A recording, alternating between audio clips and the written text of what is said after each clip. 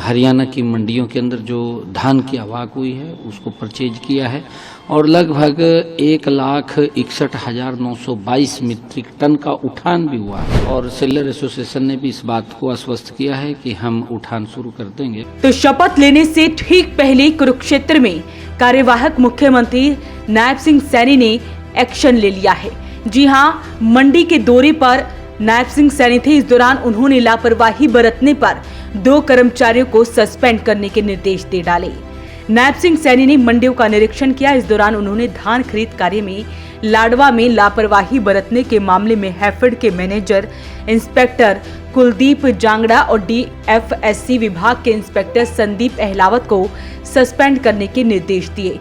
उन्होंने कहा कि मंडियों में धान खरीद कार्य में किसानों और आढ़तियों को किसी प्रकार की कोई परेशानी नहीं आनी चाहिए। किसानों की धान जैसे ही मंडी में आती है उसे संबंधित एजेंसी नियमों के तहत खरीदना सुनिश्चित करे।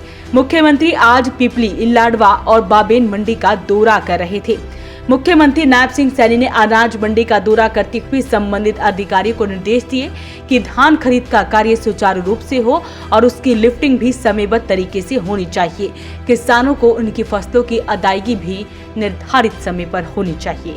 नहीं, देखिए, हमने अधिकारियों के साथ और जो सेलर्स एसोसिएशन के पदाधिकारी थे उनको बुला करके उनके साथ में स्वयं बीच में बैठा और उनके कुछ ग्रीवांस थे, उन ग्रीवांस को हमने दूर किया है और सेलर एसोसिएशन ने भी इस बात को आश्वस्त किया है कि हम उठान शुरू कर देंगे और आज से उठान वो शुरू भी हो गया। लगभग हरियाणा प्रदेश के अंदर जो अब तक हमने MSP के ऊपर धान की परचेज की है वो 5,73,234 मीट्रिक टन अब तक हमने हरियाणा की मंडियों के अंदर जो धान की आवक हुई है उसको परचेज किया है और लगभग 1,61,922 मीट्रिक टन का उठान भी हुआ है, उसका हमने उठान भी किया है और इसके साथ साथ 1,31,000 मीट्रिक टन के लगभग हमने बाजरा की भी परचेज की है और हमारा कमिटमेंट है कि MSP के ऊपर किसान को उसकी फसल का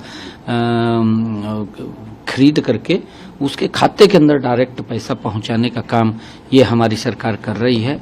और मुझे ये बताते हुए कि आज हम और हमारे सभी विधायक मंडियों के अंदर निरीक्षण पर थे, आज पूरे अधिकारी मंडियों के अंदर थे, किसी भी किसान को कोई दिक्कत परेशानी नहीं आने देंगे और हरियाणा के किसान के एक एक दाने को हम MSP पर खरीदने का काम हमारी सरकार करेगी और उसको लेकर के हमारी पूर्ण तैयारियां हैं। वहीं उन्होंने अधिकारियों से कहा कि किसानों और आढ़तियों को सभी मूलभूत सुविधाएं उपलब्ध होनी चाहिए ताकि किसानों को मंडियों में अपनी फसलों के बेचने में किसी प्रकार की कोई परेशानी नहीं होनी चाहिए।